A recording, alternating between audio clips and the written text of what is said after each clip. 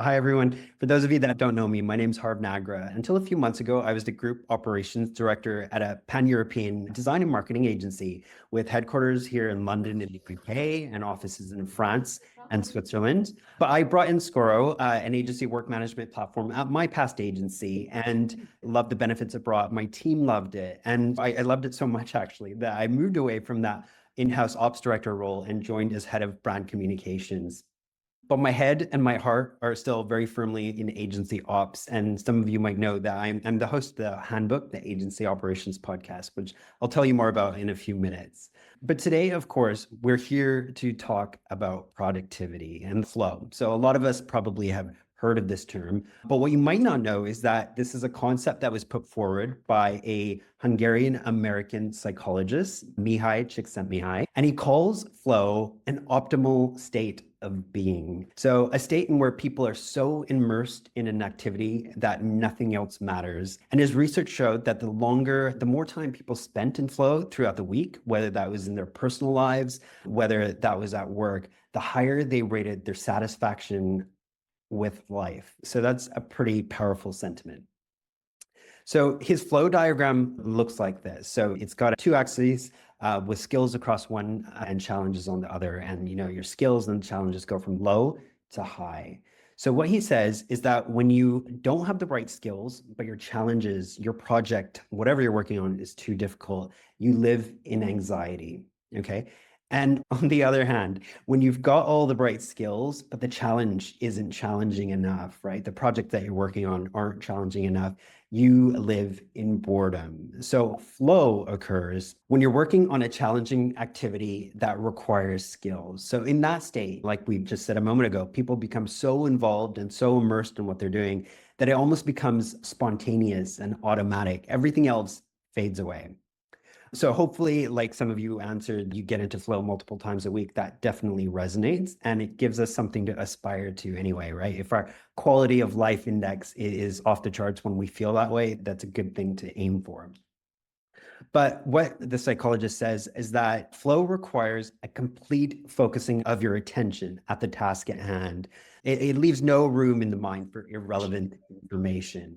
And he says that any lapse in concentration breaks flow. So I'm looking at that Slack notification in the corner of the screen, and that kind of just goes to illustrate the point. So that leads us back to our topic, productivity and our ways of working. And I think there's been a couple of trends in the past couple of years that have had a massive impact on the way that we work and sometimes a negative impact. So let's talk about a couple of them.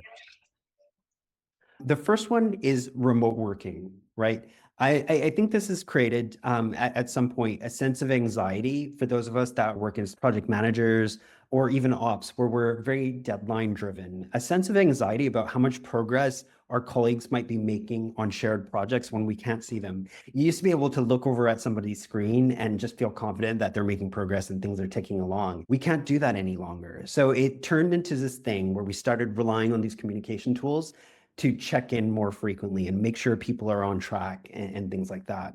The other negative consequence of this is it's starting to create an expectation on our parts that we're going to get an immediate response. And when you don't get that, your anxiety levels increase. Are they having a nap? Is someone doing their laundry or have they gone shopping? Things like that. It's kind of unreasonable, but that ends up being the kind of situation we're in. Okay. That's quite related to the second trend, which is the number of platforms we use and the number of notifications we get from all of those is now off the charts. So the screen says we're interrupted every 10 minutes, but I think the updated stat is something like every 7 to 8 minutes you get interrupted. And research tells us that when you're interrupted, it takes you about 20 minutes to get back on schedule on what you were supposed to be working on. So if you think about that, we've got 8 hours in a workday, and you're interrupted every 7 or 8 minutes, and it takes you 20 minutes to get back on task. That sounds fairly horrific. I think you'd agree. So, as ops folks, we love talking about utilization and productivity, and I'm talking about this aspirational idea of flow here. But where do these distractions leave us? Where does it leave productivity and utilization and quality work? So, in my case, I sometimes used to feel very dejected at the end of the day. I think my colleagues saw me as someone that got a lot done. But what I ended up feeling like was that I was firefighting and helping people throughout the day, but the projects I wanted to make progress on, they would get shoveled into a smaller and smaller window at the end of the week or out of hours. And again, the result was that I would leave at the end of any given day feeling like I am not accomplishing anything and feeling bad about myself. So I don't know if that resonates with any of you, but that was certainly the case for me. So those were some of the challenges to our productivity. But I'm going to talk about three kind of key things that I've learned over the years that I brought in at my past agency, that I've learned at my job in Scoro, that I've learned from peers in the agency ops space, that have had a pretty big impact on me. So the first thing, it might sound obvious, but planning your time. We spend a lot of time planning the schedule for the resources in our teams, the designers, the copywriters, the developers, things like that. So what you're looking at is basically a screenshot from one of the designers at my past agency, and it was planned like this. So the designers and the developers knew exactly what they were going to work on any given day. So it's great. You show up on Monday, I'm going to do 2 hours on that, 3 hours on that, and 4 hours on that, right? That's fantastic. But what that doesn't help is people like us, ops, finance, even project managers and account managers that don't have somebody telling us, unfortunately, what we need to work on and when. So the reality for me was I have this growing and growing to-do list, and I'd show up at work and feel completely overwhelmed about what I wanted to focus on. The big, meaty, scary things I would procrastinate. And then I'd get distracted by incoming emails or Slack notifications. And that's where that whole cycle of firefighting would begin. Okay. So, what I ended up starting to do and started encouraging our colleagues to do that didn't have their schedule planned for them was to plot in their time. So, this is something I do now daily as well. So, at 5:15 every day, it's in my calendar to look at my to-do list, my projects, and my priorities and plan them for the next day. So I never show up on a work day and think like, what do I feel like working on? What should I be working on? I've decided that the day before and put all my priorities in all around client meetings or internal meetings, and even having windows to do a bit of admin or catch up on messages and things like that. So this works really well for people that are responsible for planning their own calendar, like a lot of us on this call, I think. But again, you might be thinking, well, I kind of already do that, but I still end up firefighting. And that was true for me as well. So that leads us to the second point, this idea of office hours and do not disturb. Okay, so office hours came up at my past agency because at one point we had a strategy director, and she was one of one, the only strategy person in the agency. So she would get bombarded with requests from colleagues asking to help with pitch ideas, to help with estimating the strategy element in a quote, to answer their project questions and stuff like that. So she was just like, well, I can't spend all day answering questions and actually do the work for strategy on these paying client projects, right? So we decided to try office hours with her. And it was kind of like a university lecture that has windows where students can go and check in and ask questions. So she had two slots. One was before lunch and one before end of day, where she had 30 minutes. You could send her questions throughout the day, but unless you had a meeting, she wouldn't jump on a call or respond to you until that office hour window. Okay. So that ended up working really well. And then we started encouraging other people that felt the same way to do the same thing.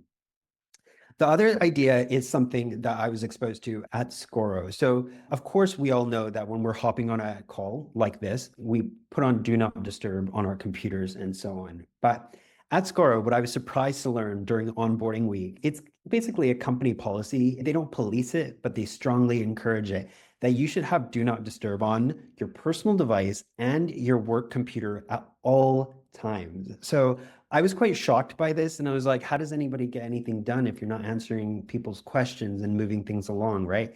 It seemed shocking to me. But the point was that how often do you get a message from somebody that is like super urgent and it needs to be responded to now, right? That's the first thing. And again, it goes back to that valuing your own time and your projects. If we get distracted every 7 or 8 minutes, you can just see it without having something in place to cut that out.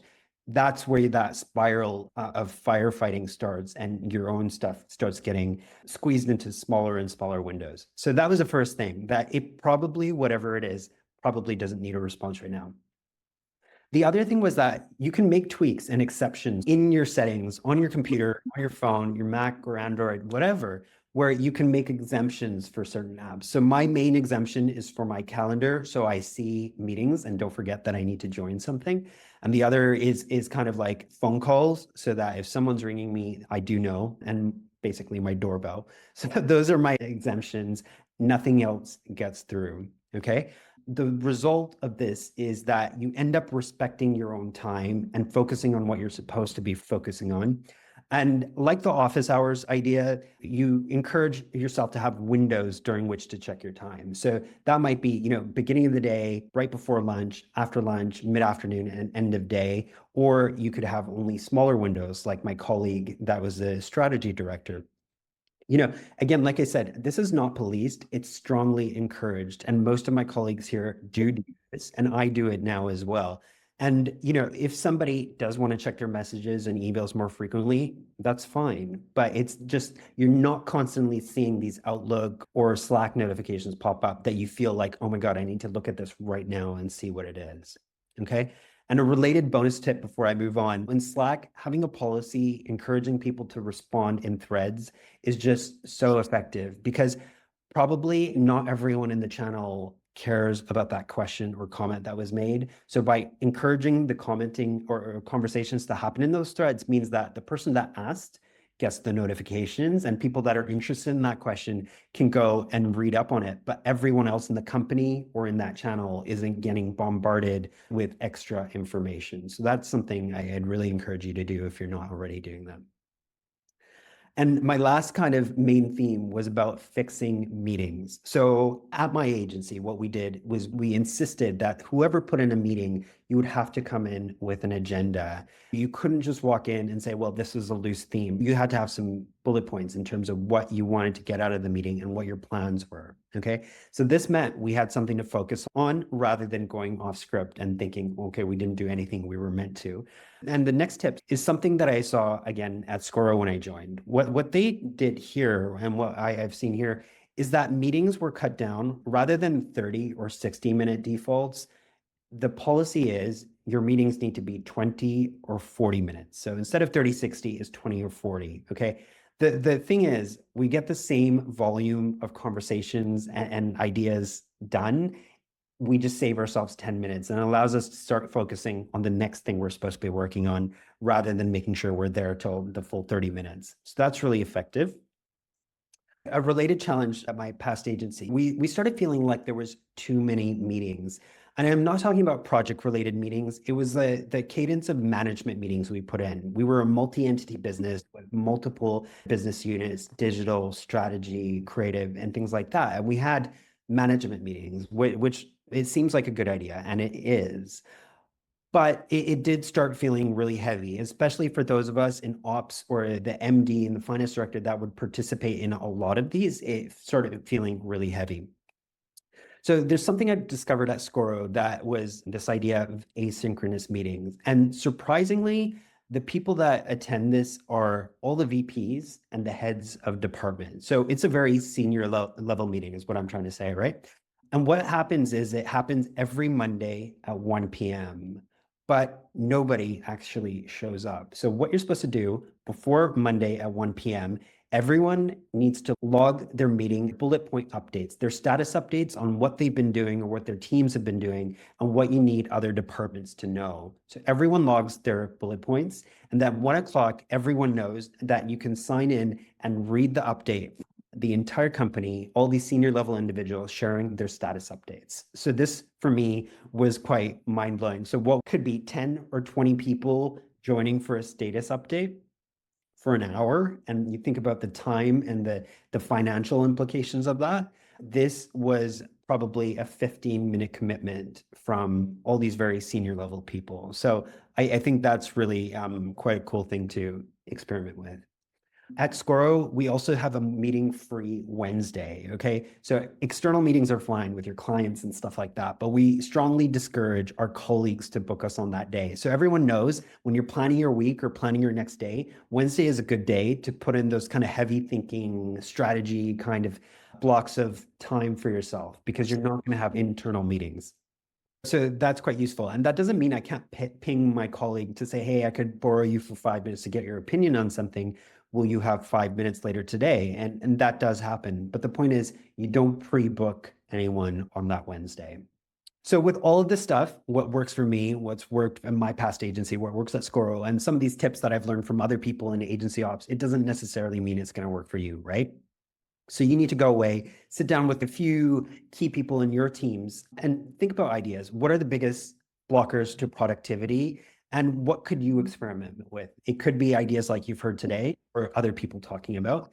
And then communicate that trial, that experiment to your agency, in your agency all hands. And of course, tell them why you're doing this. And the key point here is we're giving everybody more time to focus. So quite unlikely you get objections to that because who wouldn't want less distractions? Okay, the other thing's fairly straightforward, but documenting your working practices in your agency handbook so they're codified and everyone knows this is officially the way we do things. Including your working practices in your new starter onboarding, so making sure their first week schedule has a section where they do read about that and understand. And of course, practicing what you preach, as operations leaders, as agency leaders, you have to demonstrate that you're adhering to this stuff too. So everyone knows that it's not just something we say, it's something we do. I've just got a couple more slides, but I just wanted to point out a couple of things that at my agency, I mentioned that I work for Scoro now, and this platform supports agencies in better collaboration and work management.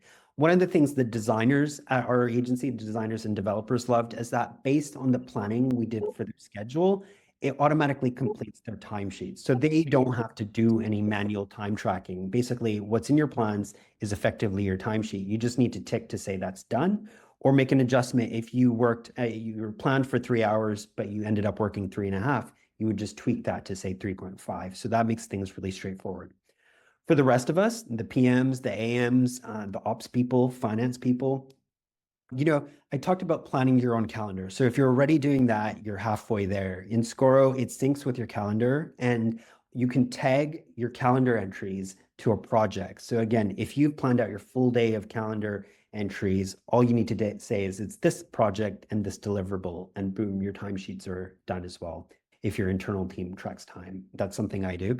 And finally, Scoro becomes a bit of your crystal ball for your agency when you use it to track time. Of course, if people are tracking their time, you can look back and see how much time your team is spending on internal versus external work, billable versus non-billable work. But when you use it to resource your projects, you can look forward. You can look forward at your capacity, like in the screenshot there, and say that, in 2 weeks, our team doesn't have enough work. So we obviously need to dial up our sales process or maybe reduce some of our freelancers. Similarly, if it's completely over capacity, then you know that you need to turn stuff down. You might need to negotiate later deadlines or bring in freelance support. So it's super helpful in terms of planning your team's capacity. And second to last slide, the benefits for my team of bringing all of these functions to one platform was the efficiency and the accuracy and the project and business visibility it gave us. I kind of see it as like an operating system for the agency, a single place to look for everything you need to see. And it plugs into your CRM platform if you use one, your HR system like Bamboo HR, and things like Xero or QuickBooks or Sage for your accounting. So your finance team, your bookkeepers will be happy as well. And the last thing I wanted to say is I do host the handbook, the agency operations podcast. So hopefully some of you are already listening to that. So thank you very much. And please do share that with your colleagues and friends who might benefit from it. Some of the lovely faces you see there, a lot of them have been speakers at Agency Hackers events before, but they've all been guests on the podcast. And ops, as you all know, is so broad, right? It covers everything. You're a bit of HR, a bit of IT, a bit of process. So every episode, we talk about a completely different theme and the challenges around that.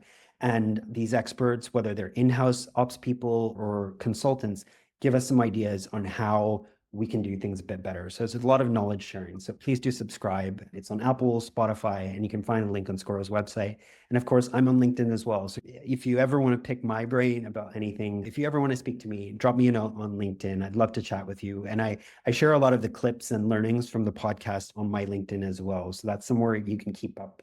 And when I post stuff, sharing your thoughts of what you do with regards to that topic, I'd love to see some of that stuff. I will stop rambling there. Thank you very much for listening.